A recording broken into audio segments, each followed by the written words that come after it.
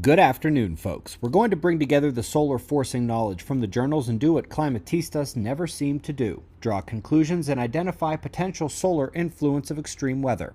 This week, we had a quintessential candidate. Now, yes, severe storms happen, and while there is no real way to single out any one storm, the devastation that just blasted Houston is a good candidate.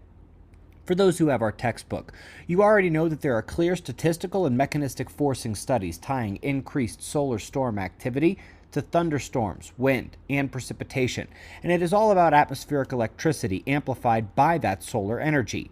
Solar flaring, CME impact, geomagnetic storms all trigger amplification of the electric energy and dynamics of the system. The critical aspect is that the solar energy coming into the Earth system first amplifies the downward current of the global electric circuit, which then amplifies everything here at ground level. You can't introduce electricity into a circuit and not impact the entirety of the circuit, and that is precisely what dozens of studies have shown. The atmospheric pressure, wind, rain, lightning, and overall storm energy, including derechos like what just hit Houston, are all amplified by this solar energy coming down through the circuit. This happens over much shorter time scales than a radiance heating, about 3 to 10 days, which is why at the end of the solar storm last weekend, we said we were in a 10-day alert for severe to extreme weather outbreaks. It happened after only 4 days. This electrodynamic system is what 100% is left out of all weather models, and don't even try to talk to a climate zealot about this. But here's what you need to know. High-pressure cells and lows not only spin opposite ways, but the high-pressure cells spin outward, and the low cells spin inward. But that's not all. In high pressure, the air descends, and in low pressure, it rises, like a tornado, only slower, and spanning hundreds to thousands of square miles.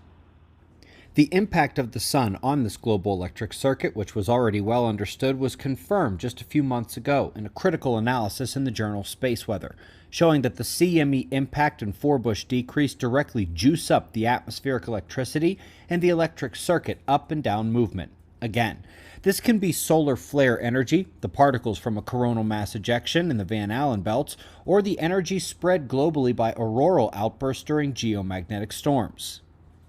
All of them take the current and amplify it. You could picture these systems speeding up and carrying much more energy. This moves the ambient air, directly modulating the atmospheric pressure confirmed this year, directly impacting thunderstorm cells, confirmed again this year, and amplifying rainfall and downdrafts to extreme levels, confirmed once again late last year. You're getting the picture, right?